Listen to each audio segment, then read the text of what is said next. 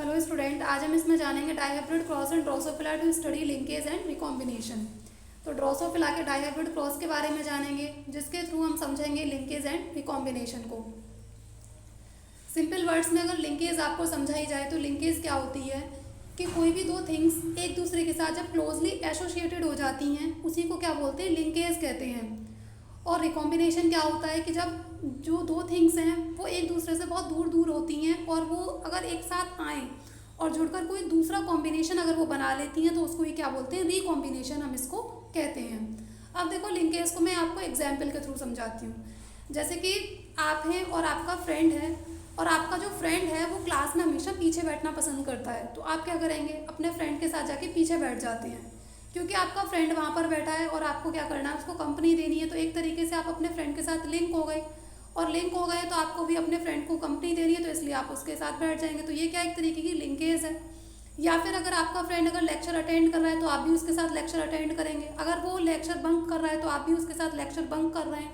तो ये क्या है, दो थिंग्स का एक दूसरे के साथ एसोसिएशन हो गया और इसी को हम क्या नाम दे सकते हैं, लिंक कह सकते हैं, और उसको मिला के आगे क्या बोल देते हैं, लिंकेज कह देते हैं।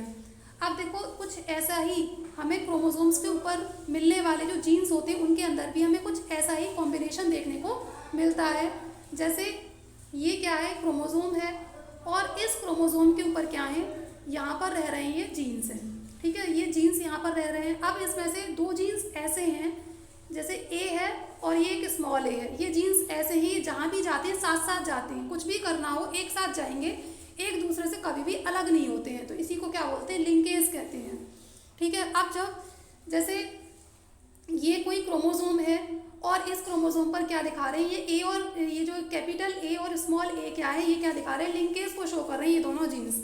अब जब ये किसी दूसरे जीन्स के साथ क्या करेंगे, कॉम्बिनेशन जब ये करेंगे या क्रॉसिंग ओवर करेंगे, तो यहाँ पर मान लो यहाँ पर जीन्स मिल रहे हैं क्या, यहाँ पर है स्मॉल बी और ये क्या है, small B and capital B, यहाँ पर दो जीन्स ऐसे हैं, तो ये भी क्या दिखा रहे हैं, लिंकेज दिखा रहे हैं। अब जब एक दूसरे के साथ ये एक्सचेंज होंगे तो ये क्या है, बिल्कुल यहाँ से क्रोमेटेड हटकर चला जाएगा, पूरा का पूरा क्रोमेटेड ही अलग हो जाता है, लेकिन ये जीन्स एक दूसरे के साथ एक्सचेंज नहीं होते हैं। वैसे क्या होना चाहिए, पेयरिंग क्या होनी चाहिए, स्मॉल ए स्मॉल बी और कैपिटल ए कैपिटल बी वाली पेयरिंग इनके बीच में होनी चाहिए, लेकिन ऐसी पेयरिंग यहाँ नहीं देखने को मिलती है। ये क्या करते हैं कि पूरा का पूरा क्रोमेटिड ही यहाँ से अलग होकर चला जाता है, इतने ज़्यादा ही एक दूसरे से जुड़ जाते हैं कि कुछ भी हो जाए ये अलग नहीं होंगे, है ना। तो इसी को क्या बोलते हैं, लिंकेज कहते हैं। अब रिकॉम्बिनेशन क्या होता है, रिकॉम्बिनेशन में ये जो जीन्स होते हैं वो दूर दूर लोकेटेड होते हैं, जीन्स क्या है, दूर दूर लोकेटेड होते हैं इस तरीके से, जैसे यहाँ पर ये इस तरीके से बहुत दूर दूर हो गए, ये है स्मॉल ए, ये है कैपिटल ए, ये क्या है स्मॉल बी और ये क्या है कैपिटल बी। और जब ये किसी दूसरे क्रोमोसोम के साथ पेयरिंग करेंगे या फिर क्रॉसिंग ओवर जब ये करते हैं तब क्या करेंगे, तब इनका जो पेयर है वो क्या आ जाएगा, अब स्मॉल ए स्मॉल बी और यहाँ पर क्या आ जाएगा, कैपिटल ए और कैपिटल बी, क्योंकि ये एक दूसरे के साथ बहुत दूर दूर अरेंज हैं और यहाँ पर लिंकेज होने का सवाल ही नहीं उठता है और यहाँ पर कोई दूसरा पेयर बन गया, इसी को क्या बोलेंगे, रिकॉम्बिनेशन हम इसको कहते हैं। आई होप कि आपको समझ में आ गया होगा। अब हम समझ लेते हैं इसमें एक्सपेरिमेंट। अब देखिए यहाँ पर क्या है, Thomas Hunt Morgan discovered the basis of variations that sexual reproduction produced. अब जो थॉमस हंट मॉर्गन नाम के क्या थे, एक साइंटिस्ट थे, इन्होंने क्या किया था, डिस्कवर किया था किसको, बेसिस ऑफ वेरिएशंस को इन्होंने डिस्कवर किया था जो कि सेक्सुअल रिप्रोडक्शन के दौरान प्रोड्यूस्ड हो रहे थे, उनको इन्होंने क्या किया था, डिस्कवर किया था। अब ये क्या करते हैं, वर्क करते हैं किसके ऊपर, फ्रूट फ्लाइज के ऊपर, और इन्हीं फ्रूट फ्लाइज का जूलॉजिकल नेम क्या है, ड्रोसोफिला मेलानोगैस्टर, ये इनका जूलॉजिकल नेम है। अब ये इस ड्रोसोफिला को चूज़ क्यों करते हैं, इसके यहाँ पर कुछ रीजंस दे रखे हैं कि अपने एक्सपेरिमेंट के लिए ड्रोसोफिला ही चूज़ क्यों करते हैं, कुछ और क्यों ही चूज़ करते हैं। तो यहाँ पर दे रखा है कि ये जो है लेबोरेटरी में सिंथेटिक मीडियम में बहुत ईजीली इनको ग्रो कराया जा सकता था, ठीक है, लेबोरेटरी में एक सिंथेटिक मीडियम क्रिएट करके इनको सुइटेबली क्या किया जा सकता था, ग्रो कराया जा सकता था। दूसरा इसका रीज़न क्या है कि जो इनकी लाइफ साइकिल जो है वो 2 वीक्स में कंप्लीट हो जाती है, 2 वीक में ही इनकी जो लाइफ साइकिल है वो कंप्लीट हो जाती है, दूसरा रीज़न ये था।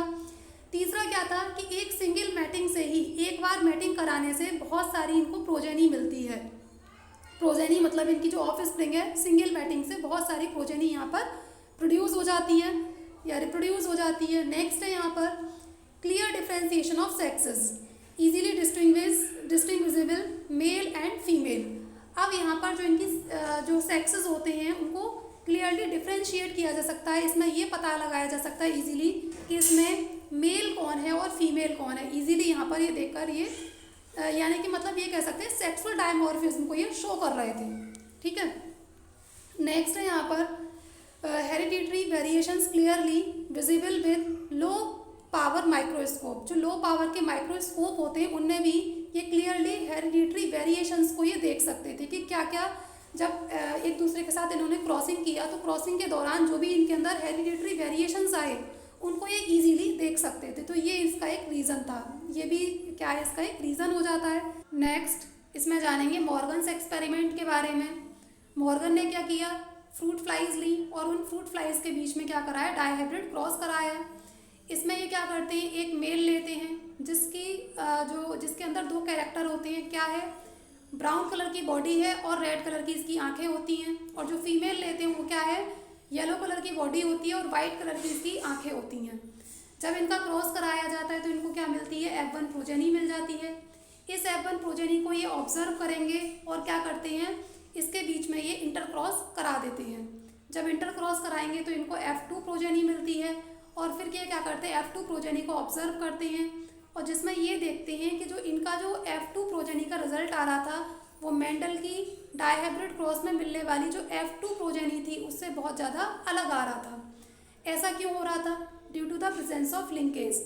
क्योंकि यहाँ पर क्या हो रहा था, लिंकेज हो रही थी। इनके एक्सपेरिमेंट में क्रोमोसोम पर मिलने वाले दो जीन्स ऐसे थे जो एक दूसरे के साथ क्लोजली एसोसिएटेड थे और जब वो एक दूसरे के साथ बहुत ज़्यादा जुड़े हुए थे तो जैसे हैं बिल्कुल एज इट इज़ ये क्या होते हैं, प्रोजेनी के अंदर ट्रांसफ़र हो जाते हैं, जिसकी वजह से इनका जो रिजल्ट है वो मेंडल के रिजल्ट से अलग आ रहा था। मेंडल के रिजल्ट ऐसा क्यों आ रहा था, due to the presence of recombination. क्योंकि यहाँ पर इनके रिजल्ट में क्या हो रहा था, रिकॉम्बिनेशन हो रहा था। सभी जीन्स जो हैं अलग अलग लोकेटेड थे, इस तरीके से दूर दूर लोकेटेड थे और जिसकी वजह से एक नया यहाँ पर इनको जो नया कैरेक्टर है वो देखने को मिल रहा था। जैसे इनका जो डायहाइब्रिड क्रॉस था उसमें ये बता रहे थे कि जो कैरेक्टर्स हैं वो फ्रीली एसॉर्ट हो जाते हैं एक दूसरे से, मतलब एक दूसरे से बिल्कुल अलग हो जाते हैं। जैसे इन्होंने दो कैरेक्टर लिए थे, एक कलर को लेकर लिया था और दूसरा क्या लिया था, जो शेप थी उसको लिया था और उसमें ये बता रहे थे जो कलर है वो शेप पर कोई इफेक्ट नहीं डालती है और जो शेप है वो कलर पर कोई भी इफेक्ट नहीं डालता है। तो जिसकी वजह से मेंडल का रेशियो इनके रेशियो से अलग था।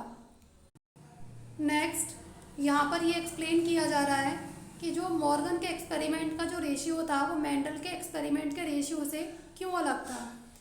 Genes involve are located on X chromosome, कि जो भी जीन्स इसमें इन्वॉल्व थे वो किस पर लोकेटेड थे, एक्स क्रोमोसोम पर लोकेटेड थे। When two genes are located on same chromosomes the proportion of parental genes combination were much higher than those of non parental. तो जब सेम क्रोमोसोम पर दो जीन्स लोकेटेड होते हैं तो उनके अंदर पेरेंटल जीन्स के कॉम्बिनेशन होने, पेरेंटल जीन्स के कंबाइंड होने का जो प्रपोर्शन होता है वो बहुत ज़्यादा हाई होता है as comparison to the non parental. अब देखो जैसे ये है, ये क्या था, यहाँ पर ये इस तरीके से एक क्रोमोसोम है, इसके ऊपर ऐसे यहाँ पर ये कोई दो जीन्स मिल रहे हैं, एक ही क्रोमोसोम के ऊपर दो जीन्स मिल रहे हैं और ये दोनों जीन्स क्या हैं, एक दूसरे से बहुत ज़्यादा जुड़े हुए हैं, जहाँ भी जाएंगे साथ साथ जाएंगे। अब इनका ट्रांसफ़र होने का यानी कि इनका कंबाइंड होने का जो प्रपोर्शन है वो नॉन पेरेंटल के कंपैरिजन में बहुत ज़्यादा होता है ना। तो यही यहाँ पर इसको बताया जा रहा है। अब नेक्स्ट यहाँ पर एक्सप्लेन किया जा रहा है लिंकेज के बारे में। Physical association of genes on a chromosome, के क्रोमोसोम के ऊपर जीन्स का जो फिजिकल एसोसिएशन होता है उसी को क्या बोलते हैं, लिंकेज कहते हैं। और एक कॉम्बिनेशन क्या है, नॉन पेरेंटल जीन कॉम्बिनेशन। जो नॉन पेरेंटल जीन कॉम्बिनेशन होता है उसी को क्या बोलते हैं, रिकॉम्बिनेशन कहते हैं। जैसे जो क्रोमोसोम्स हैं बहुत दूर, क्रोमोसोम्स के ऊपर जो जीन्स हैं वो एक दूसरे से बहुत ज़्यादा दूर दूर लोकेटेड है।